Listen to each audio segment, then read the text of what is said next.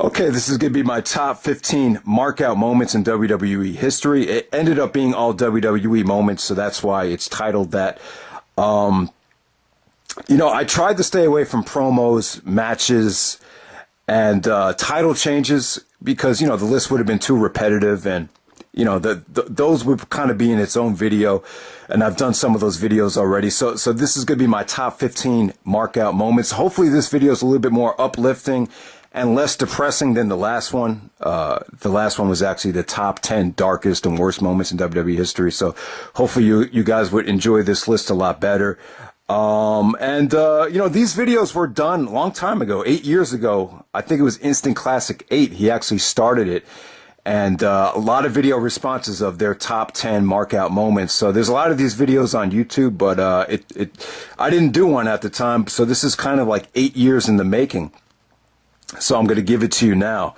Top 15 markout moments. Here we go. At number 15, Kurt Angle and Chris Benoit winning the tag team titles at No Mercy 2002 to crown the first ever SmackDown tag team champions from Edge and Rey Mysterio. Just seeing my two favorite wrestlers win the tag team titles was a great moment. There's only one man that had enough sense to put Angle and Benoit together. He was able to make them feud with each other and team up at the same time. So that was just such an awesome time in the fall of 2002 on SmackDown.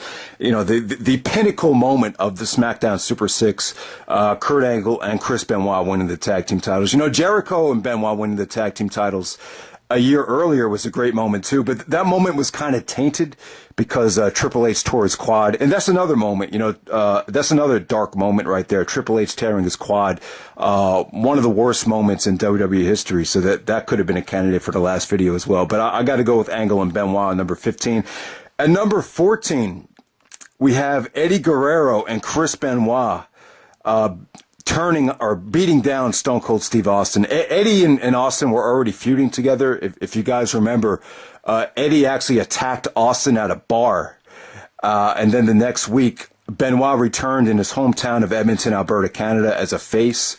So Eddie and Rob Van Dam had that classic ladder match for the IC title. Then after the match, Austin came out and tried to beat down Eddie. And then Benoit came out, looked like he was going to make the save, and then he turned on Austin. So Benoit and Eddie start beating down Austin. Benoit gives the signal for Eddie to do the frog splash. And then you have Benoit turning heel in his hometown of Edmonton, Alberta, Canada. But it made sense, though, because Benoit wanted revenge on Austin, because Benoit blamed Austin for the one that broke his neck back at King of the Ring. So it just made sense in terms of the storyline. And, Austin was really upset at creative at the time, and he requested the feud with the best workers on the roster, one of them being Eddie Guerrero. So it's kind of puzzling as to why Austin walked out as soon as the program with Eddie started. That would have been such an interesting matchup to see Austin and Eddie go at it at King of the Ring that year. But yeah, that was a great moment for me. That's one of my favorite Raws ever in Benoit's hometown, with that Rob Van Dam and Eddie ladder match, and then Benoit turning heel in his hometown, siding with Eddie, the reuniting of Eddie and Benoit. Because at the beginning of that show, Eddie and Benoit cut a promo against each other, and it was really heated. Eddie got a lot of heat, and Benoit had just returned, so it was just a nice swerve and just a good Raw from top to bottom. That was May 27th, 2002, in Edmonton, Alberta, Canada. Go back on the network and check that Raw out if you want to see an underrated classic Raw. Number 13, I'm going to go with Daniel Bryan winning the Money in the Bank at Money in the Bank 2011. So this is the Daniel Bryan moment I would go with.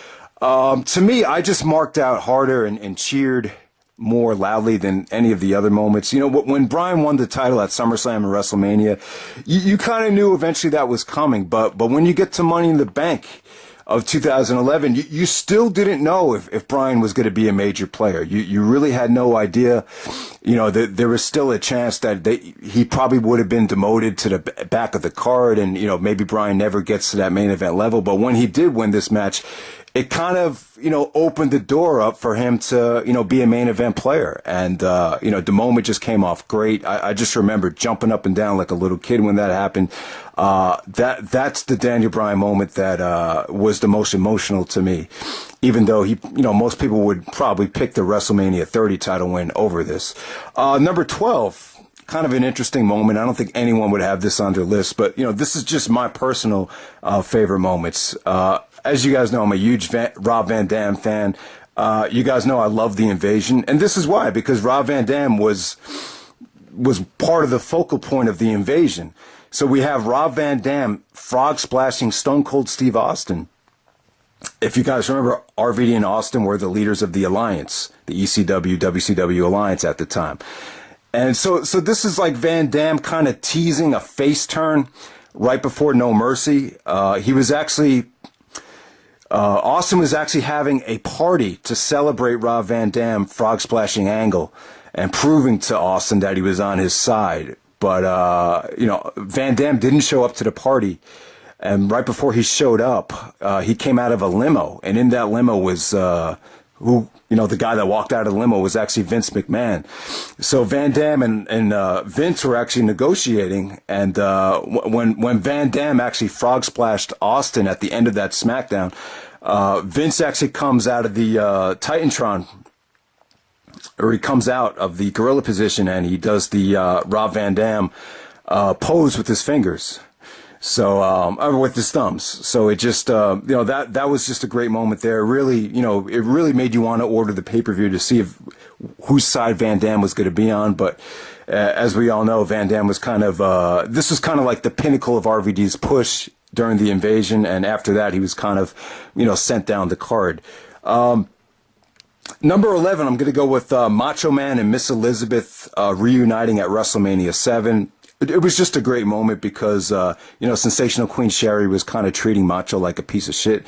And then Miss Elizabeth makes the save. And, it was just great to see them reunite. It was just kind of those one cases where every great man needs a great woman. You saw women crying in the crowd. It's just one of the best WrestleMania moments that had nothing to do with a title change or a kick out or a finish. So that's the Macho Man, Miss Elizabeth reuniting. Number 10, I'm going to go with John Cena being drafted to Raw in 2005. Now, when you hear this moment, looking back on it, it's like, oh, what's the big deal? Cena going to Raw, Cena becoming the face of Raw was kind of a nightmare for wrestling fans or fans that appreciated great wrestling, because the Cena character was kind of a chore to sit through in retrospect. But you have to remember, at the time, you just didn't expect it because, Batista was kind of groomed to be the champion on Raw. The Triple H, you had gotten so accustomed to seeing Triple H and Batista and Evolution that at the time you just didn't expect it to have two champions on Raw, which is kind of a shocker. And even Jericho was shocked. Maybe Jericho didn't even know about the moment, but Cena actually came out on the highlight reel. So Jericho was like, number one draft pick, come on down. And when it was Cena, it was just shocking. It was just, everybody was just going crazy. It's just one of those moments that, you just had no idea what was going to happen. And, Vince wanted to create that atmosphere. I remember Vince saying that this is going to be some of the best television you've ever seen, to see a draft pick coming out every single week on Raw and SmackDown. And, it was, they only had 5 major draft picks for each show, but each and every one was just a main event player. So I believe for that first week, it was Cena to Raw, and I think it was Benoit to SmackDown. So yeah, I got to go with Cena to Raw, number 10 in 2005. Number 9, we're going to go with The Rock returning after Austin walked out. So, when Austin walked out of the company, like I said before, it was a huge blow. It was really devastating. Austin was really unhappy with the creative decisions. He thought the writing was piss poor. And for Austin to leave, you had so many people paying still to see Austin, even though Austin was upset at his WrestleMania match and everything that went on after the Invasion. He was still the guy on Raw. He was still the number one draft pick, or the show still revolved around Austin. So for Austin to leave at that time, when The Rock had just left to go to Hollywood, was a huge blow. And so the very next week, on June 17th, they did this whole storyline where, they were trying to get Austin to come back, or Vince was putting pressure on Flair to get Austin to come back, if I remember. And Austin, it wasn't Austin that came out, it was The Rock. And when The Rock came out, it just made everyone forget about Austin. And when The Rock came back, it was kind of like, it kind of gave everyone a lot of hope. It kind of made you believe that The Rock wasn't leaving the WWE for Hollywood. So it just made you appreciate The Rock that much more. And The Rock came out, gave a great promo, and I think he came into the ring with Vince, and he just, that was the most electric return. The Rock returned a lot. There was a lot of great Rock returns, but this is the one that really got you inspired, got you excited, got your blood boiling. So that's the moment right there. The Rock returning June 17, 2002, right after Austin walked out. And, and I got to mention in that promo as well, he basically dissed Austin. He said, Austin can take his ball and go home. But for me, The Rock is home. So that, even though the Rock probably didn't write that, the fact that he signed off on it and did say it, I think it started some bad blood between Austin and The Rock. And, they kind of had to work things out leading up to WrestleMania 19. So the real life tension between Rock and Austin, it wasn't always great. I definitely think they did have some ups and downs. And that was probably when the relationship was at its rockiest, right after Austin walked out. Because I'm sure The Rock was a little bit upset too, because you got to keep in mind he was trying to start a new career. He was trying to make the transition to go to Hollywood, and Austin, walking out kind of, it kind of forced The Rock to not fully drop his WWE obligations, and they still, it forced the WWE to rely on The Rock even more that summer. So I don't know. I'm sure there was a lot of mixed feelings on both sides there. And at number 8, like I said, guys, I'm trying to do different things here for this list. I wanted to kind of vary it up. Sexuality and women was a big part of the Attitude Era. I really think the WWE had some of the hottest women in the world, during the Attitude Era, going into the Ruthless Aggression Era. I really do. This is, so number 8, I'm going to go with the Sable and Tori Wilson bikini contest at Judgment Day 2003. I'll just try to keep this short. I just think both women looked amazing. They looked like goddesses. Their bodies looked amazing. At the time, I think Tori Wilson was one of the hottest women in the world. There was actually a kiss at the end, and you could just see sparks between them. So, I'm actually probably in the minority. You'd be surprised. There's a lot of guys that don't enjoy, seeing two women together, but I really do think it's hot. I thought it was a hot moment. You could if you look at the moment, there's you could actually see sparks in Sable's eyes when Tori kissed her. So yeah, I just thought this is probably the hottest thing I've ever seen in a WWE ring featuring women. Like I just said, both women just looked incredible, and I just thought this was just a great moment. So that's the Sable and Tori Wilson bikini contest. At number 7, I'm going to go with Stone Cold and Bret Hart, the double cross at WrestleMania 13. So you remember this match? Austin just had blood coming down his face during the sharpshooter. When Austin started bleeding during the sharpshooter, and you hear the crowd's response, it just gave you goosebumps. That was just awesome moment. And then Bret turning on not turning on Ken Shamrock, but turning heel when Shamrock challenged him after the match. This is kind of like the ideal double cross, Austin and Bret at WrestleMania 13. So I'm just going to put that whole double cross at number 7. Number 6, I'm going to go with Triple H on Tough Enough, kind of punking out the Tough Enough kids. I thought this was a great moment. I think this is one of the highlights of Triple H's career. This is a great moment for me because it really made me see pro wrestling in a competitive and new light. I think Triple H really went deep here and really spoke on how tough the business can be. And, he really put the kids in their place. He really put fear into these kids' eyes when you see this. I remember even the black guy, what's his name? Daryl from Tough Enough at the time. I remember the quote from him. He was like, I was impressed by seeing the dude, but not to the point where I have to remain in the ring shaking. He even made Maven nervous. He goes up to Maven. He's like, what made you want to get into the business? And Maven's like, the pain. And then Triple H just cuts him off and goes like, the fame, the glory, want to get laid. And then Maven just looks away from him. It was just great, you know, and, you know, Triple H even talked about, and this really stuck with me. And this is why Triple H has so much power now, because he can tell who has the passion, who doesn't. He actually said you could tell a lot about a guy by who they looked up to in the business. He said someone, and then I heard somebody in the crew, in the Tough Enough crew, had a Goldberg poster on the wall and had to be ripped off. And then he goes into bashing Goldberg and everything. I just thought this was an incredible speech.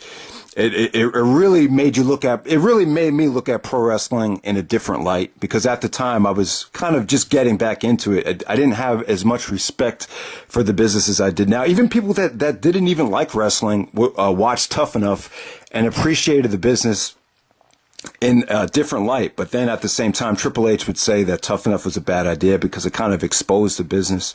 So there's multiple opinions on Tough Enough, but I thought the Triple H promo on the Tough Enough kids, that the first season in 2001, this is when Triple H, this is actually before he tore his quad, when they taped this. Number 5, I'm going to go with Evolution turning on Orton, another Triple H moment. Orton had become the youngest world champion in WWE history, beating Benoit at SummerSlam the night before. And, you know, just very well done. You know, Batista put Orton over his, shoulders. Orton was celebrating with the championship. It seemed to go on a little excessively long.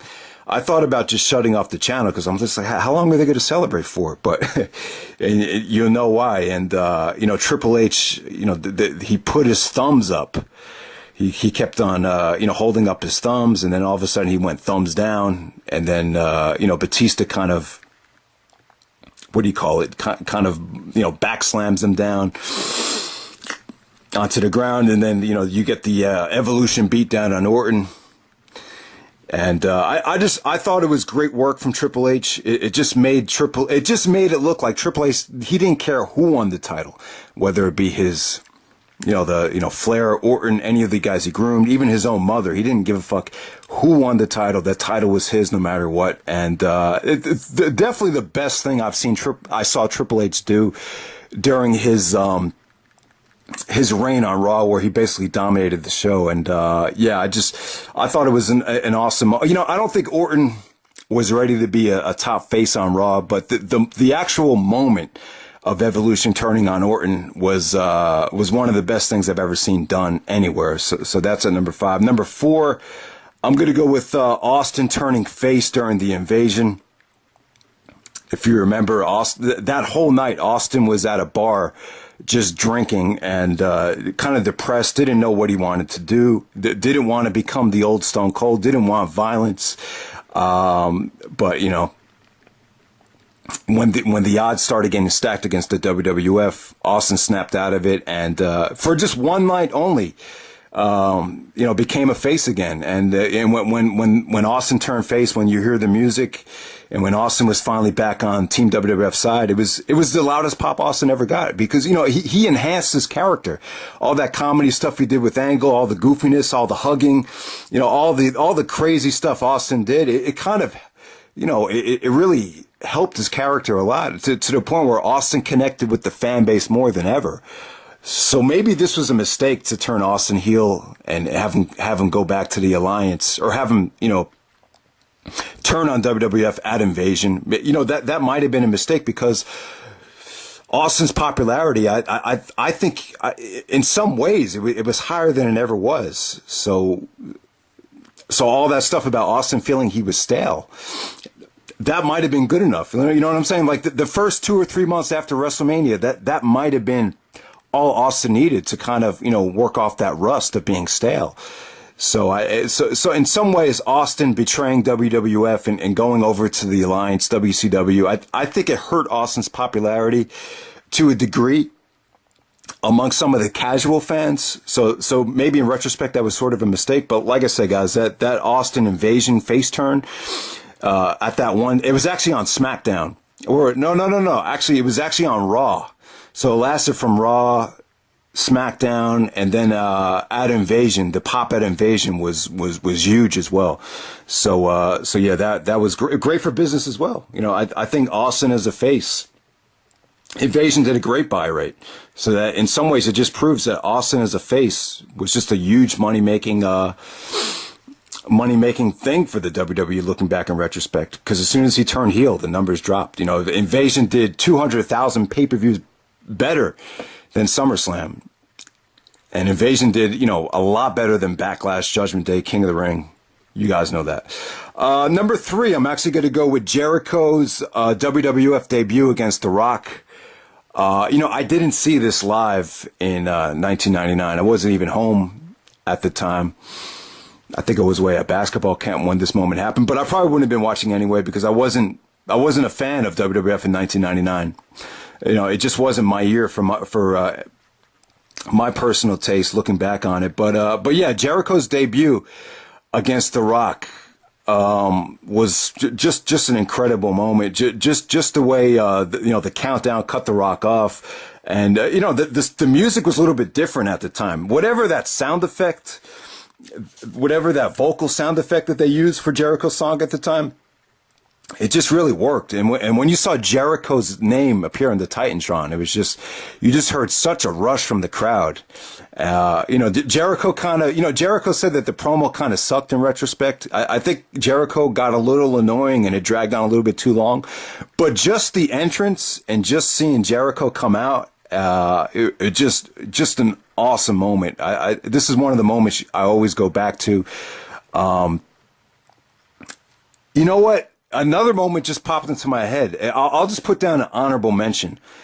This is also 1999. Triple H interrupting the Stephanie McMahon and Test wedding. That's actually a moment I think I should have put on here, but I'll put that as an honorable mention. So yeah, don't sleep on that moment. Triple H eventually marrying Stephanie, showing the footage of marrying Stephanie McMahon and interrupting the Test and Stephanie wedding.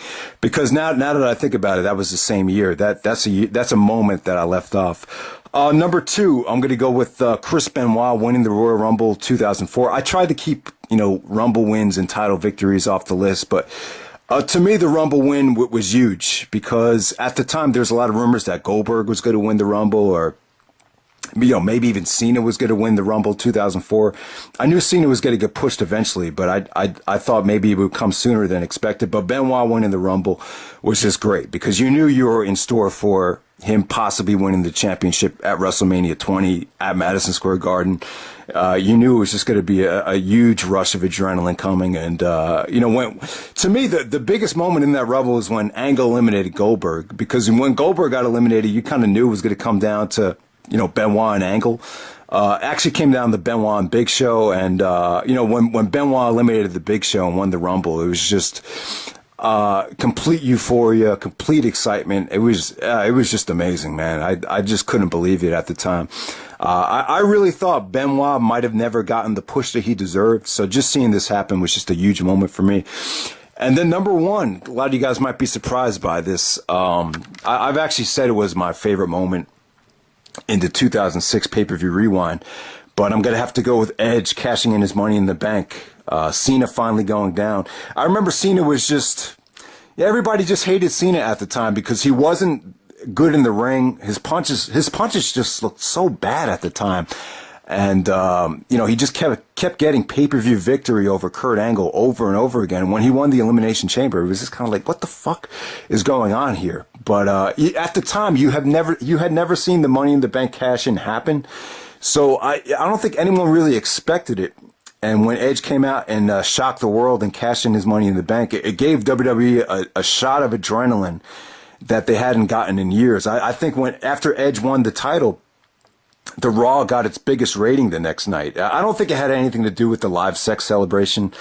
I just think it was the WWE for, at the time, looking back on it, wasn't that surprising because you only had 3 months until WrestleMania.